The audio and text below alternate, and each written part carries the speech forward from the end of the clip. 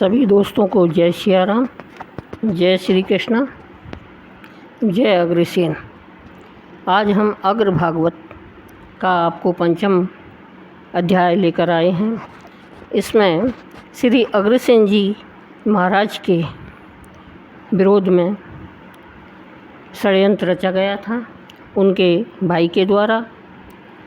तो यह कथा जैमिनी जी जो राजा परीक्षित है उनके मुख्य हो जाने के बाद में उनके पुत्र जन्मेजय को सुना रहे हैं।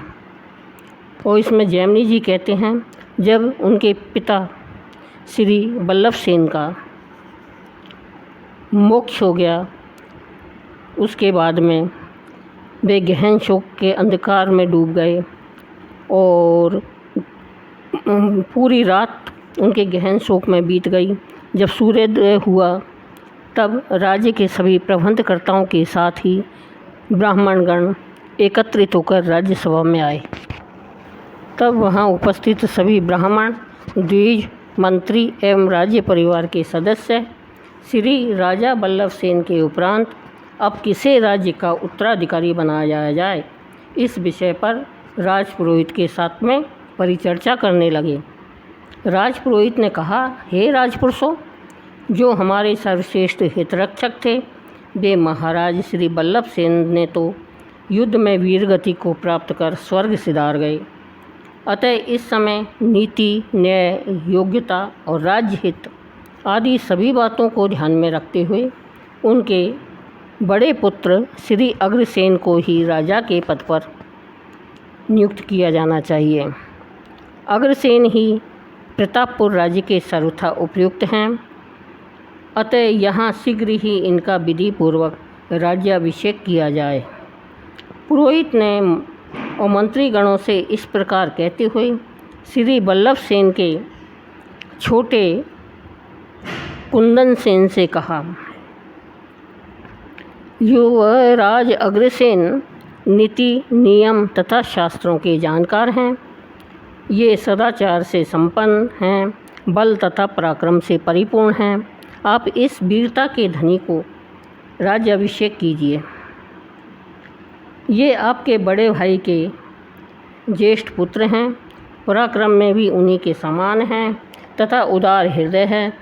अतः श्री अग्रसेन ही राज्य के सर्वथा एकमात्र अधिकारी है। यद्यपि श्री अग्रसेन युवा हैं तथापि इनका शील स्वभाव वृद्धों के समान ही परिपक्व है। ये सत्यवादी हैं, दयालु हैं, वेदवेता तथा धर्मज्ञ हैं। अतः आप इन्हीं का विधि पूर्वक अभिषेक कीजिए। जैमिनी जी कहते हैं कि हे जन्मेजय, नगर के निवासी दिवंगत महाराजा श्री बल्लभसेन के पुत्र अग्रसेन को ही राज्य प्राप्ति के योग्य निरूपित कर रहे थे। यह देखकर कुंदनसेन के पुत्र वज्रसेन का हृदय को अत्यंत ही दुख हुआ। क्रूर आत्मा वज्रसेन इस प्रकार पूर्ववासियों के और उनके मन को संताप देने वाले विचारों को सहन करने में असमर्थ था। ईर्ष्यावश उत्पन्न क्रोध से विक्षिप्त हुआ वह अपने पिता कुंदनसेन से एकांत में इस प्रकार कहने लगा। वज्रसेन बोला, पिताश्री, पूर्ववासी आपका अनादर कर रहे हैं, अग्रसेन को राजा बनाना चाहते हैं। आप कोई ऐसी नीति उपयोग में लाइए जिससे यह राज्य हमें प्राप्त हो सके। यदि आप अपना राज्य प्राप्त करना चाहते हैं तो अब अग्रसेन का जीवित रहना ठीक नहीं है। आपके इस राज्य अधिकारी को हड़पने वाले इस अग्रसेन को शत्रुवत मानना चाहिए तथा याचना किए जाने पर भी किसी तरह से इसे जीवित नहीं छोड़ें। इस प्रकार पुत्र की बात सुनकर कुंदनसेन शोक से आर्द्र हो गया और उसका चित्त दुविधा में पड़ गया तथा राज्य के मोह एवं ऐश्वर्य के लोभ से उसका हृदय पापपूर्ण विचारों से भर गया। अच्छे अच्छे और बड़े बड़े शास्त्रों का मनन करने वाले विद्वान भी लोभ के मोह के जाल में फंसकर कलेश ही पाते हैं। फिर कुंदनसेन ने वज्रसेन की तो बात ही क्या है। लोभ से क्रोध उत्पन्न होता है और लोभ से ही कामना पैदा होती है। लोभ से ही अज्ञान बढ़ता है और लोभ के मोहजाल में जकड़े हुए मनुष्य का विनाश निश्चित है। इस प्रकार लोभ से ही सभी पापों का कारण होता है। कुंदन सेन ने कहा, वत्स वज्रसेन, मेरे हृदय में भी यही बात उठ रही है, किंतु अग्रसेन का राज्य से बलपूर्वक हटाना भला कैसे संभव होगा। हे वत्स, अग्रसेन बलवान तथा पराक्रमी तो है ही, साथ ही वह महान शौर्य से संपन्न भी है। साथ ही राज्य के नागरिक और सेवक ऐसी परिस्थितियों में विशेषतर उसी के सहायक होंगे। वज्रसेन ने कहा, पिताश्री, मनुष्य मनुष्य का दास है, सेवक नहीं। वह तो धन का दास होता है। अतः आप पूर्ण निश्चिंत होकर ऐसी व्यवस्था कीजिए जिससे यह राज्य हमारी मुट्ठी में हो जाए। जो कार्य पराक्रम से नहीं हो सकता, वह कार्य छलपूर्ण उपाय से ही संभव हो सकता है। अतः अग्रसेन को धोखा देकर कैद कर लेना ही श्रेष्ठ उपाय होगा। आज आप अत्यंत गुप्त रूप से ऐसे कुशल योद्धाओं को नियुक्त करें जो उपाय छल विशेषज्ञ हो, जो छिपकर किसी भी प्रकार अग्रसेन का वध कर डाले। जयमिनी जी कहते हैं, अपने स्वयं के हित संवर्धन के लिए पापपूर्ण प्रवृत्ति में मस्त कुंदन सेन ने इस प्रकार निश्चित करके तीनों प्रकार के योद्धाओं को इस कार्य में लगा दिया। अब जयमिनी जी कहते हैं, ठीक ही कहा गया है। कभी कभी पराया भी अपना हितैषी बंधु तथा कभी अपना भाई ही अपकारी होकर अहित करने लगता है। जैसे कि अपने ही शरीर से उत्पन्न हुआ रोग अपना अपकार करता है, और जो वन में औषधि उत्पन्न होती है वह हितकारी होकर हमारा उपकार करती है। अंत में कुंदन सेन ने मर्यादाओं का उल्लंघन कर सोए हुए श्री अग्रसेन को बंदी बना ही लिया। उस प्रतापपुर में कुंदन सेन ने श्री अग्रसेन को तो बेड़ियों से जकड़कर बांध ही दिया, साथ ही अन्य हितैषियों को भी सताने लगा। श्री अग्रसेन मन ही मन विचार करने लगे कि निश्चय ही देव अनर्थ करने वालों पर ही प्रसन्न है। तभी तो कुंदन सेन की दुर्मतिपूर्ण कामना सफल हो गई है। अधर्म पर धर्म विजित हो गया है। और तब श्री अग्रसेन मन ही मन विचार कर रहे थे कि मुझे ऐसा कोई उपाय नहीं दिखाई देता जिससे इस विपत्ति से अब मुक्ति पाई जा सके। मैं तो भाग्य को ही प्रबल मानता हूँ।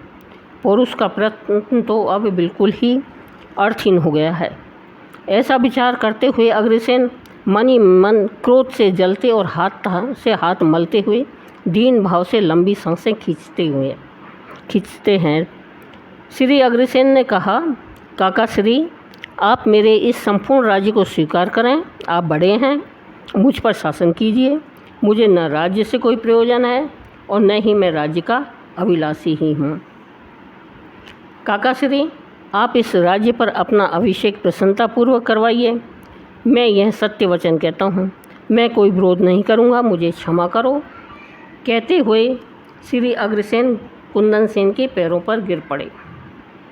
जयमिनी जी कहते हैं कि श्री अग्रसेन के इस प्रकार वचनों को सुनकर वह दुष्ट कुंदन सेन तब और भी अधिक क्रोधपूर्ण हो गया और चरणों में पड़े श्री अग्रसेन के मस्तक को उसने क्रोध में होकर पैरों से ठुकरा दिया।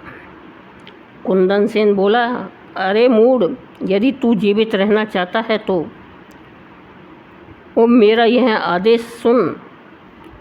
तू स्वयं तो मेरा दास स्वीकार कर, तेरे लिए यही एक जीवित रहने का उपाय है।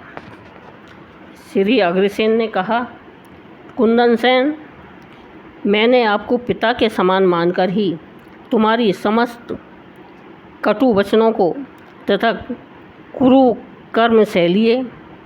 अब खबरदार कि एक भी अपशब्द बोले क्षमा नहीं कर पाऊँगा। आपकी बुद्धि बहुत ही संकीर्ण है। ऐसा पितृभाव का विचार करके मैंने आपको यह राज्य निवेदित किया था तथा आपके शरणागत हुआ था, किंतु आपको मेरी ये बातें स्वीकार ही नहीं है। निश्चित ही आप वज्रमूर्ख हैं, अत्यंत हीन बुद्धि हैं, जो इस प्रकार अपने क्रूर कार्यों से सूर्य कुल की कीर्ति को आपने दाग लगा दिया है। जैमिनी जी कहते हैं, तब वहाँ कुपित बल्लभसुत श्री अग्रसेन ने रोषपूर्ण पृथ्वी से उठकर अपनी बुद्धिमत्ता से पूर्ण होकर तथा कष्टदायक पुरुषार्थ का प्रदर्शन किया। तब कठोर बंधनों में जकड़े हुए घायल हृदय श्री अग्रसेन ने कुंदन सेन के हृदय स्थल को अपने सिर के प्रहार से पीड़ित कर दिया। योद्धाओं ने वहाँ श्री अग्रसेन जी के इस अति रोमांचकारी पुरुषार्थ को देखा और अपने पिता कुंदन सेन की यह स्थिति देखकर वज्रसेन उसे संकट से बचाने के लिए वहाँ पर आ गया। तब वज्रसेन ने रोष में भरकर कहा, कुछ बलशाली योद्धागण इसके केसों को पकड़कर और पृथ्वी पर घसीटते हुए इसे कारागार में ले जाने के लिए यहाँ आओ। उस समय वज्रसेन के इस कुकृत्य को देखकर सभी प्रजाजन भयभीत हो गए और उनके शरीर भय से कांपने लगे। वे परवश करुणा सहित आपस में कहने लगे, यह काल के समान स्वयं के स्वार्थ में मस्त निर्दयी अब हमारा राजा होगा। ऐसा दुर्भाग्यपूर्ण दृश्य तो हमने कभी नहीं देखा। प्रजाजन चर्चा करने लगे कि हम लोग इस विषय में उपाय ही क्या कर सकते हैं। जो होनहार है वह तो अवश्य ही होकर रहेगा, क्योंकि जो कार्य विधाता द्वारा निश्चित है उसके प्रतिकार को तो कोई उपाय है ही नहीं। उस समय श्री अग्रसेन की यह दशा देखकर सारे राज्य में हाहाकार मच गया। सारी प्रजा झुंड की तरह जगह जगह इकट्ठी होकर चीखने चिल्लाने लगी। उस समय सत्पुरुषों के हृदय भी अत्यंत गिलानी भाव से भर गए और समस्त नागरिक जन दुख में डूब गए। ऐसे नीचतापूर्ण बल को धिक्कार है, ऐसे पापपूर्ण विचारों को धिक्कार है, ऐसे छलपूर्ण राज्य को धिक्कार है। ये दोनों कुंदन सेन तथा वज्रसेन पिता पुत्र मनोविकृत हो गए हैं। इन्हें देखना भी पाप है, इनकी और दृष्टिपात करना भी हम नहीं चाहते। प्रजाजनों में से कोई भी इस राज्य में भला अब कैसे रह सकता है। सारे प्रजाजन इस प्रकार चर्चा करने लगे। जैमिनी जी कहते हैं, हे जन्मेजय, पहले भी इसी प्रकार कौरवों द्वारा पांडवों को विनिष्ट कर देने के लिए अनेकों प्रयत्न किए गए थे, किंतु उन सारे ही संकटों को लांघकर वे जल में कमल की भांति उत्तरोत्तर बढ़ते ही गए। हे राजन, संकट में धैर्य धारण करना ही विवेक है।